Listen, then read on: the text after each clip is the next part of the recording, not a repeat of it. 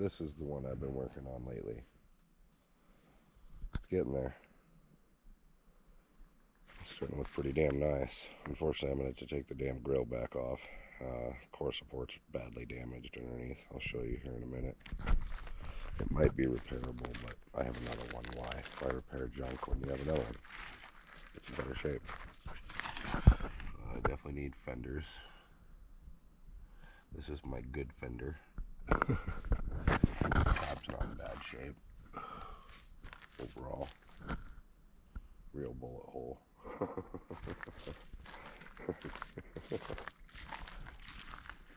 Fuck's sakes, is all I gotta say.